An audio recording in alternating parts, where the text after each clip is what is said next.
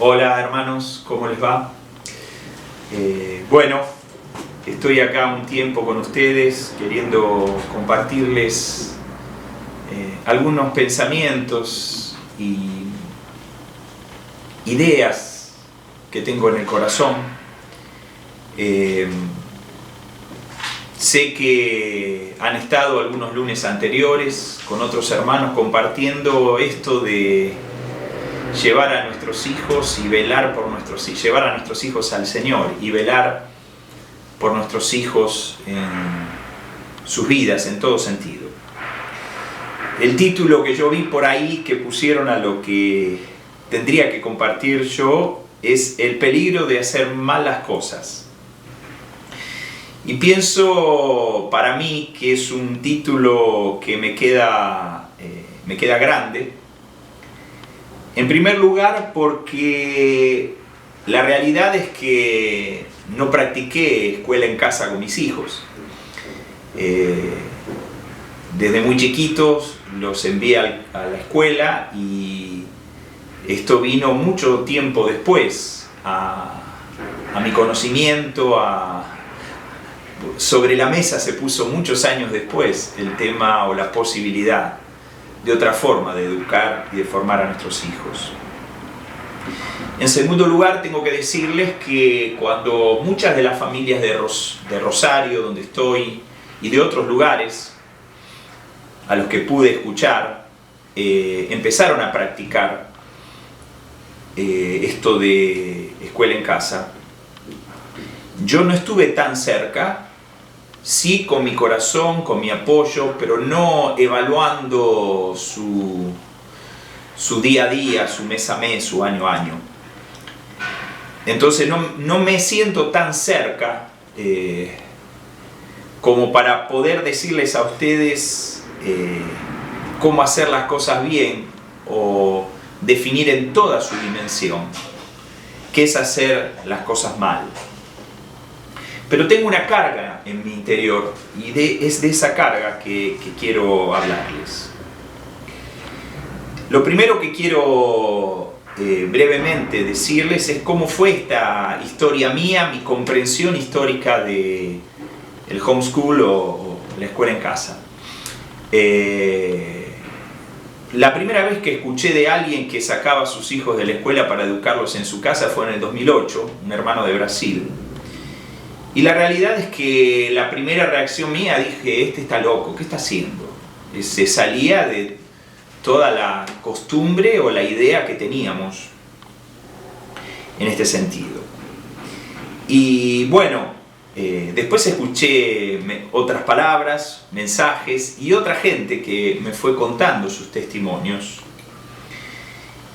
Y de ser un incrédulo total en cuanto a este tema, de repente me hice un fervoroso defensor de no escolarizar a los niños y educarlos, que los padres lo educaran en sus casas.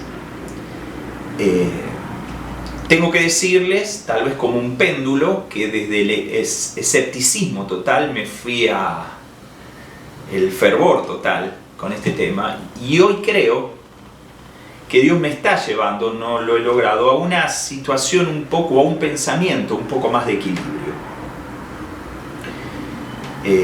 Y acá está la carga de mi corazón. Porque creo que si el reino de Dios no está en los hogares, la enseñanza de nuestros hijos o la formación de nuestros hijos en nuestras casas puede llegar a ser una tragedia. Si el reino de Dios, si los valores del reino, si la verdad del reino no mora, no vive en el seno de nuestros hogares, podemos, como dice el título, hacer que las cosas no salgan mal. Esta es la carga que hoy quería compartirles. Y digo así, con esta forma de expresarme, perdón si a algunos incomodo. Si no vas a vivir el reino en tu casa, tal vez sea mejor que tus hijos vayan a la escuela. Es preferible que tus hijos se aparten bebiendo del mundo en la escuela y no bebiendo del mundo en su casa. Creo que si el muchacho, si la chica se apartan, va a ser mucho más fácil que vuelvan al Señor el día de mañana. Si el mal ejemplo lo tuvieron en la escuela y en otros ámbitos, y no por el mal ejemplo en sus casas. Por eso me parece que esto es una cuestión crítica en nuestras vidas y en la vida de todas las familias que quieren practicar escuela en casa. Tienen que vivir el reino. Lo diría así: más que hablar de escuela en casa, creo que tenemos que hablar del reino en tu casa, que incluye la escuela en casa. ¿Cómo saber si el reino está en mi casa o no lo está? ¿Cómo saber? Yo quiero mostrarle 3 síntomas. Puede haber más. No creo que estos 3 síntomas ya es una lista acabada. Creo que hay otros síntomas que ustedes pueden ver. O pueden expandir esta lista de 3 en una lista más amplia. Pero creo que con estos 3, mencionar estos 3, me parece que en este tiempo es suficiente y de alguna manera describe esta carga que yo les decía que tengo. Antes de hablar de síntomas, me gustaría que podamos leer varios pasajes de las Escrituras que van a servir de base a cosas que voy a hablar después. Así que los invito a un pequeño paseo por algunos pasajes bíblicos. Génesis, capítulo 2, versículo 18. Está siendo constituido, creado por Dios, el matrimonio. Y dijo Jehová Dios, Génesis 2:18, no es bueno que el hombre esté solo, le haré ayuda idónea para él. Quiero leer 1 Corintios ahora, capítulo 11. 1 Corintios, capítulo 11. Voy a leer 1 Corintios, capítulo 11, como les decía, versículos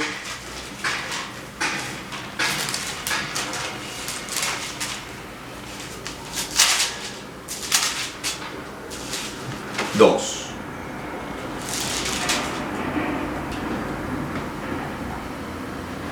Perdón, 3. 1 Corintios, capítulo 11, versículo 3. Pero quiero que sepáis que Cristo es la cabeza de todo varón, y el varón es la cabeza de la mujer, y Dios la cabeza de Cristo. Efesios, capítulo 5. Repito, Efesios capítulo 5, y vamos a leer del versículo 22 en adelante. Es largo este pasaje, es el más largo de todos, y nos vamos a sumergir en algunos versículos del capítulo 6. Las casadas estén sujetas a sus propios maridos como al Señor, porque el marido es cabeza de la mujer, así como Cristo es cabeza de la iglesia, la cual es su cuerpo, y Él es su Salvador. Así que como la iglesia está sujeta a Cristo, así también las casadas lo estén a sus maridos en todo.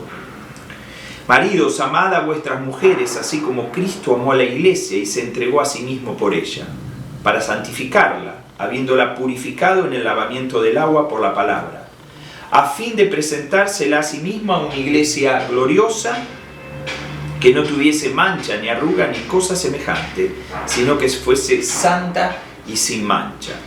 Así también los maridos deben amar a sus mujeres como a sus mismos cuerpos. El que ama a su mujer, a sí mismo se ama. Porque nadie aborreció jamás a su propia carne, sino que la sustenta y la cuida, como también Cristo a la iglesia, porque somos miembros de su cuerpo, de su carne y de sus huesos. Por esto dejará el hombre a su padre y a su madre, y se unirá a su mujer, y los dos serán una sola carne. Grande es este misterio, mas yo digo esto respecto de Cristo y la Iglesia. Por lo demás, cada uno de vosotros ame también a su mujer como a sí mismo, y la mujer respete a su marido. Hijo, obedeced en el Señor a vuestros padres, porque esto es justo. Honra a tu padre y a tu madre, que es el primer mandamiento con promesa, para que te vaya bien y seas de larga vida sobre la tierra. Y vosotros, padres, no provoquéis a ir a vuestros hijos, sino criadlos en disciplina y amonestación del Señor. Hasta ahí, hasta el capítulo 6, versículo 4. Vamos a 1 Pedro. 1 Pedro, capítulo 1, versículos 17 al 19. Y si invocáis por Padre aquel que sin acepción de personas juzga según la obra de cada uno, conducíos en temor todo el tiempo de vuestra peregrinación, sabiendo que fuisteis rescatados de vuestra vana manera de vivir, la cual recibisteis de vuestros padres. Hasta ahí vamos a leer. Y capítulo 3, versículo 7. Vosotros, maridos, igualmente, vivid con ellas sabiamente, dando honor a la mujer como a vaso más frágil y como coherederas de la gracia de la vida, para que vuestras oraciones no tengan estorbo. Quise leer estos pasajes como base de varias de las cosas que quiero hablar en estos pensamientos que quiero dejarles. Ahora, estoy hablando de síntomas de que el reino está en nuestras casas, no síntomas de enfermedad, síntomas de bendición. El primer síntoma es un correcto orden interior. Dios es el creador de la familia y Él puso un orden, una estructura dinámica dentro de la familia. Dios creó el matrimonio, le dijo a ese primer matrimonio que se multiplicase, que tuviesen hijos, bendición de Dios.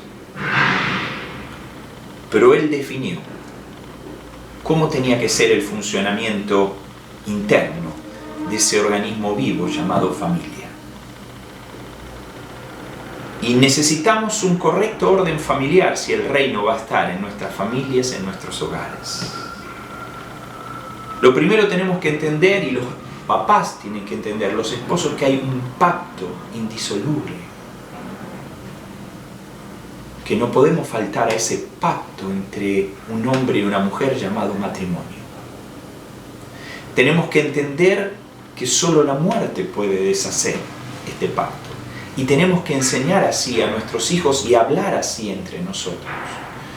Yo creo que a veces en muchos hogares cristianos hay una mala palabra que se dice.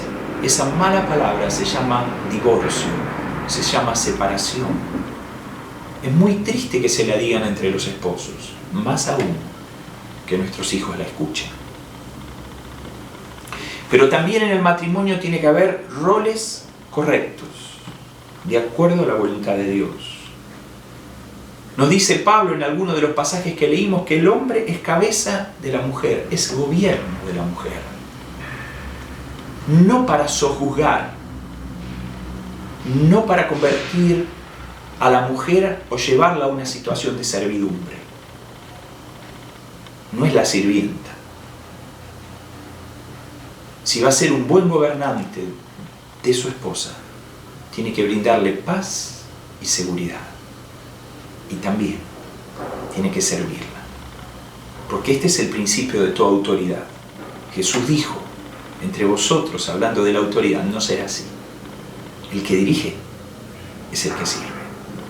Le he dicho a algunos hermanos, a algunos esposos, ¿querés hacer un acto de gobierno en tu casa? Lavar los platos. Es un buen acto de gobierno. Porque el que dirige es el que sirve. El hombre también tiene que amar a la esposa como Cristo amó a la iglesia. ¿Cómo Cristo ama a la iglesia? Se entregó a sí mismo por ella, así, de esa forma. Esto es el reino en el matrimonio, en el hogar. Pero dice también, lo leímos en 1 Pedro capítulo 3, que tiene que tratar a la mujer como vaso más frágil. Hace unos 2 años atrás aproximadamente nos tuvimos que mudar con mi familia. Y en algunas cajas pusimos algunas cosas y un cartel frágil. Y yo me di cuenta, la gente de la empresa de mudanza, cómo trataba esas cajas, con qué delicadeza las subía al camión, qué lugar preferencial. Quisieron saber qué había en el interior, porque era frágil. Y cuando lo bajaron, con mucho cuidado la bajaron y la pusieron en el nuevo lugar. Y el Señor te pide, varón, esposo, que trates a tu mujer como un vaso frágil. Pero también le pide cosas a la mujer, el Rey Jesús. Le pide que sea ayuda idónea, la ayuda ideal, no en la que compite, la que lo apoya, la que lo acompaña, la que es parte de toda la vida de ese hombre. Le pide a la mujer que se sujete a su esposo como al Señor. Es un sí, pero con una aceptación interior, sabiendo que está obedeciendo al Señor. Toda insujeción de una mujer a su esposo la posiciona en una situación peligrosa de rebeldía delante de Dios. En tercer lugar, dice que la mujer tiene que respetar al marido, honrarlo, no hablar mal de él, no deshonrarlo con sus palabras y sus expresiones y sus gestos, en presencia o en ausencia. La mujer respeta a su marido. Un matrimonio de acuerdo a los valores del reino, y así, desde esta base, ejemplo y modelo, pueden ir y educar a sus hijos en disciplina y amonestación del Señor. Una familia ordenada. Y acá hay 2 palabras, disciplina y amonestación, y pueden confundirse, pueden ser muy parecidas, pero no son exactamente lo mismo, por lo menos en este contexto. La disciplina tiene que ver con una vida ordenada, con criar a nuestros hijos ordenando su vida desde los primeros años. En primer lugar, tiene que haber en ese hombre y esa mujer, en ese matrimonio, modelo y dedicación.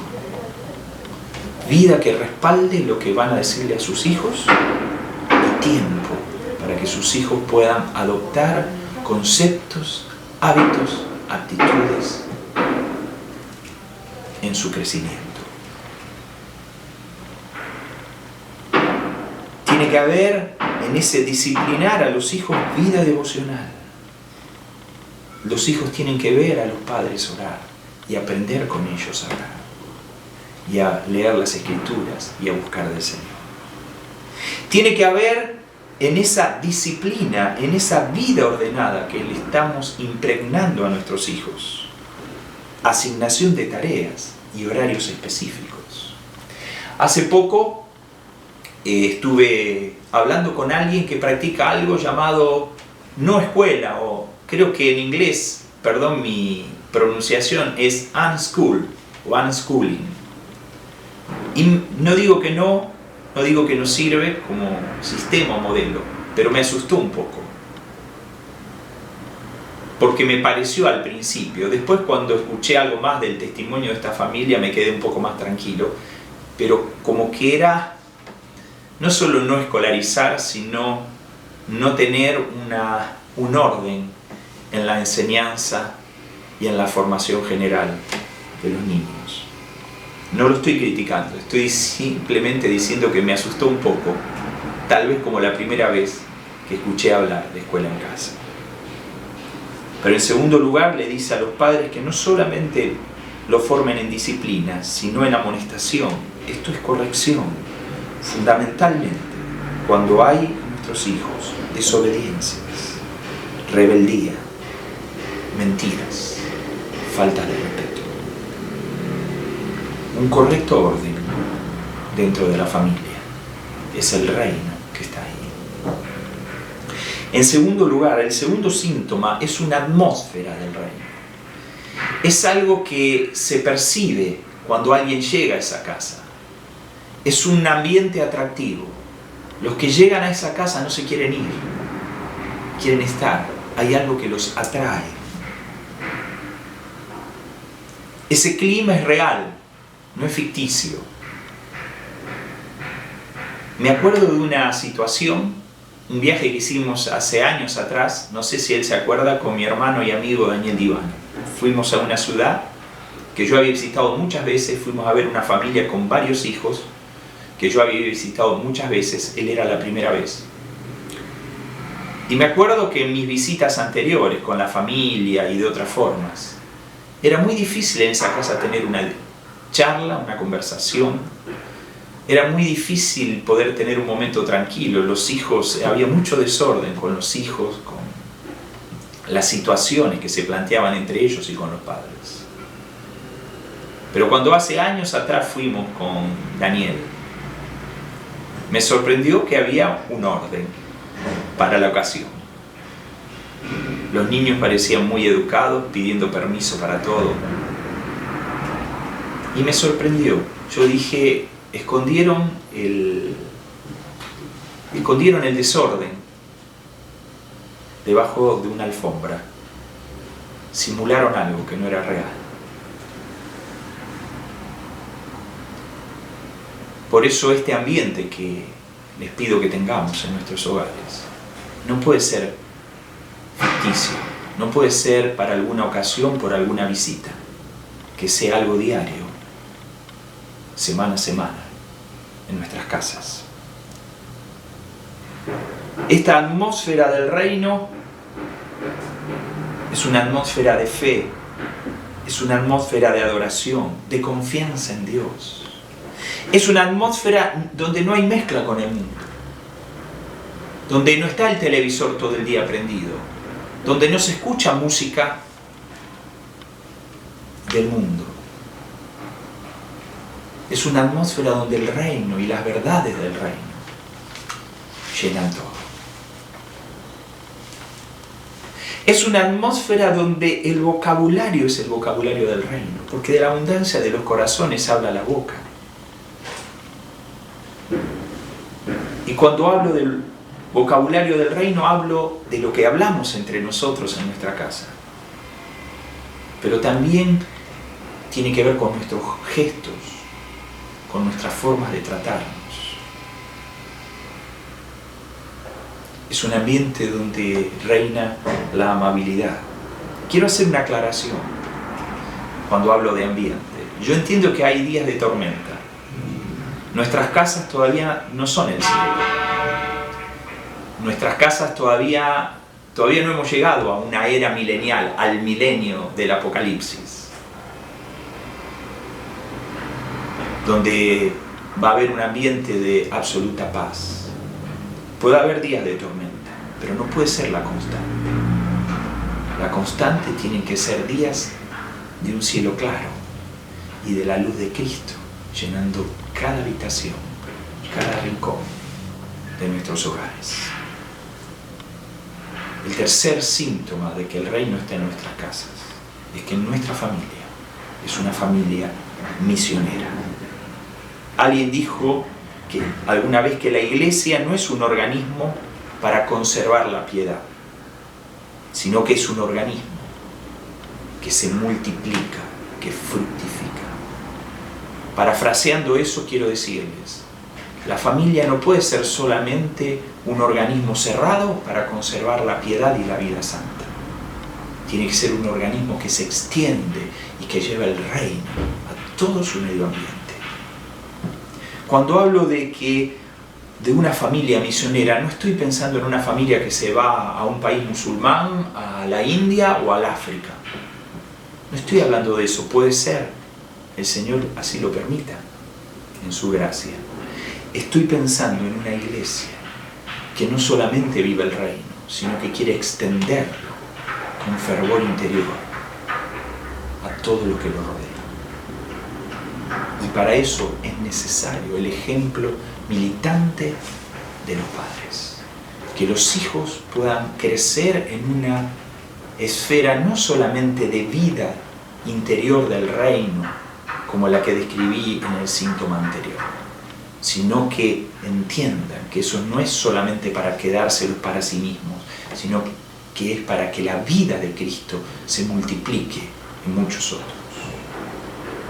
En mi amistad con Danny Baker, que muchos de ustedes conocen y es uno de los gestores de todo esto, pero también en mi amistad con su hermano Alex y en sus testimonios de la vida de sus padres, hay una riqueza, ¿no? Porque no era solo una vida en familia donde se vivía el reino, sino donde la extensión del reino era constante. Quiero terminar, no quiero estar mucho tiempo más y creo que con lo que dije es suficiente, pero me gustaría leerles, para terminar, los últimos versículos del Antiguo Testamento. Estoy hablando de Malaquías, capítulo 4.